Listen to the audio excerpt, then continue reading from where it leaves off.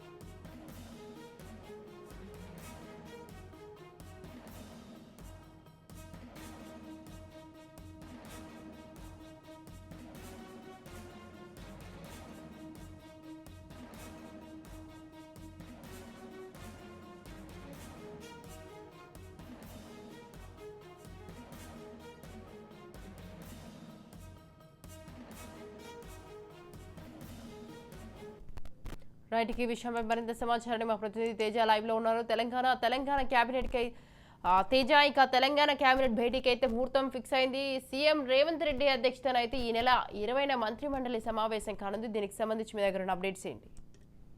స్వాతి, మొత్తంగా తెలంగాణ కేబినెట్ అయితే కేబినెట్ సమావేశానికి ముహూర్తం ఖరారైనట్లుగానే చెప్పాలి. ఈ నెల 20వ తేదీన కేబినెట్ అంతా కూడా భేటీ కాబోతుంది. మొత్తంగా ముఖ్యమంత్రి రేవంత్ రెడ్డి అధ్యక్షతన అందరూ మంత్రులు కూడా పాల్గొనబోతున్నారు అన్నట్లుగానే మనం చెప్పాలి. ప్రధానంగా చూస్తే మాత్రం అంటే కీలకమైనటువంటి అంశాలను చర్చించడంతో పాటు వాటికి ఆమోదం తెలిపేటువంటి అవకాశం అయితే కనిపిస్తుంది. అందులో ప్రధానంగా హైడ్రాకు సంబంధించినటువంటి అంశం ప్రస్తుతం హాట్ టాపిక్ గా ఉన్న నేపథ్యంలో హైడ్రాకు చట్టబద్ధత ఉందా లేదా అనేటువంటి అంశాలు అయితే మాత్రం చాలా ఎక్కువగా కూడా దానిపైన ఇటు సందిగ్ధం నెలకొన్నటువంటి నేపథ్యంలో వాటన్నిటికీ కూడా ఒక పూర్తి స్థాయిలో క్లియరెన్స్ ఇచ్చే విధంగా, అదేవిధంగా ఇప్పటికే గత ఒక రోజు క్రితం అయితే మాత్రం ఇటు హైడ్రా కమిషనర్ గా ఉన్నటువంటి రంగనాథ్ కూడా ఒక కీలకమైనటువంటి ప్రకటన చేశారు. త్వరలోనే హైడ్రాకు పూర్తి స్థాయి చట్టబద్ధత వస్తుంది. ఏదైతే టాస్క్ ఫోర్స్ కావచ్చు, గ్రే హౌండ్స్ కావచ్చు, ఏ విధంగా అయితే పనిచేస్తాయో అదే తరహాలో హైడ్రా కూడా పనిచేయబోతుంది. హైడ్రాకు విశిష్ట అధికారాలు వస్తాయని కూడా ఇప్పటికే రంగనాథ్ కూడా ఒక కీలక ప్రకటన చేసినటువంటి పరిస్థితులు కూడా మనం చూస్తూనే ఉన్నాం. ఇదే నేపథ్యంలో కొత్తగా హైడ్రా గురించి అయితే మాత్రం పూర్తి స్థాయిలో చర్చించి అయితే కేబినెట్ ఆమోదం తెలపబోతుంది అన్నట్లుగానే చెప్పాలి. ఇంకా ప్రత్యేకించి ఇటు ధరణి పోర్టల్ ను భూమాత పోర్టల్ గా మార్చేటువంటి అంశం పైన కూడా చర్చ జరిగే అవకాశం కనిపిస్తుంది.